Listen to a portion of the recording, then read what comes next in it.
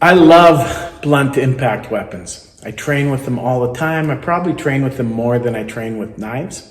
There are a lot of things that set blunt impact weapons apart from edged weapons that I really like, and I'm going to talk about them in this video. Now,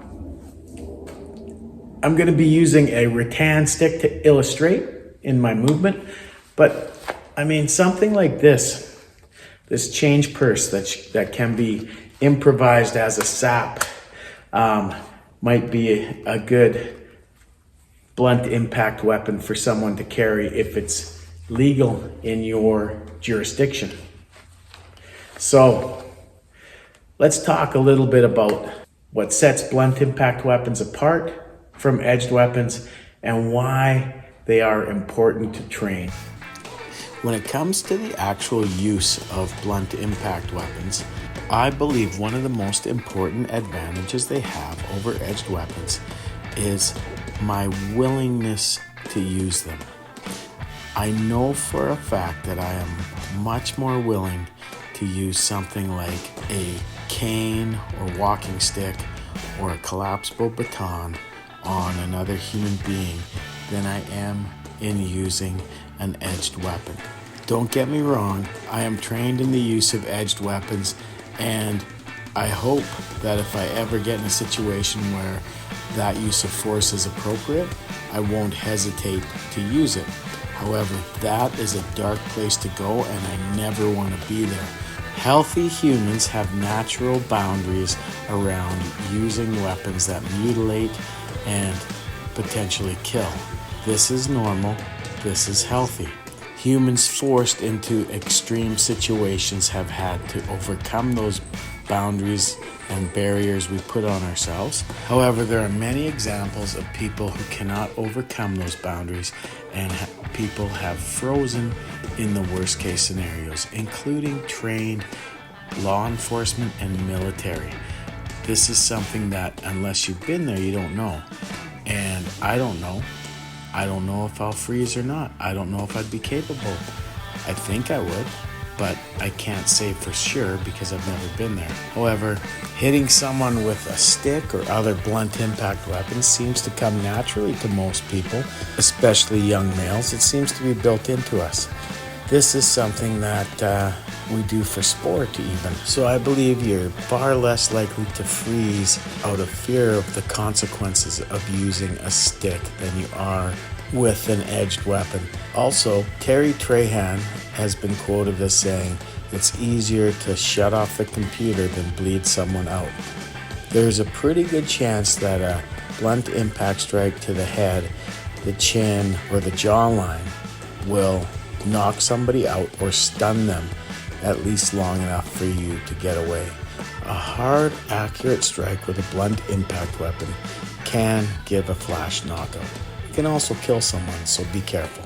The other ways you can use it is on the small bones that are easy to break, and with the light blunt impact weapon, you can weave a web of pain around yourself if you are skilled and fast. And believe me, even though a lot of people will tell you that's not very effective, there are few people who will come in to you when you are smashing them in the face, knocking out their teeth, tearing their skin, breaking the small bones in the face, breaking the orbital bone.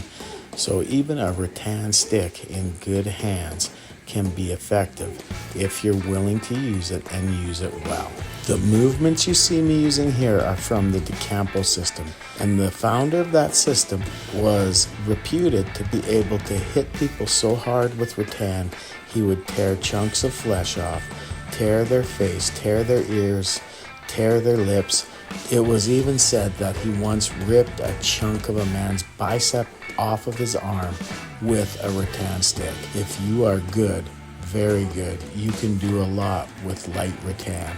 The other thing that I love about blunt impact weapons like canes and walking sticks is quite often a cane, especially a crook-top cane, can go with you in many places where knives are prohibited, where guns are prohibited, where every kind of weapon is prohibited. A crook-top cane can even come with you on an airplane. This is a huge advantage for blunt impact weapons, a specific kind of blunt impact weapon. Training in the use of blunt impact weapons leads to very adaptable skills.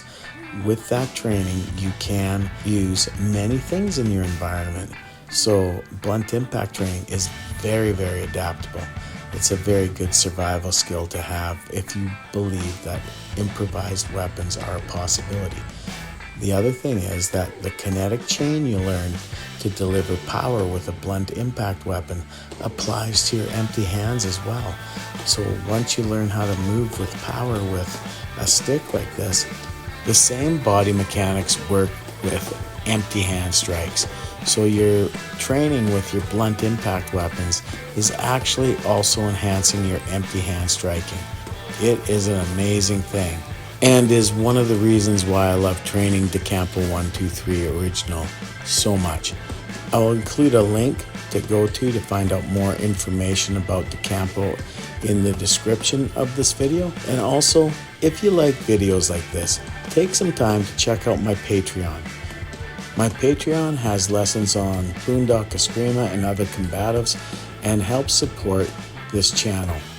Thank you so much. Have a great day.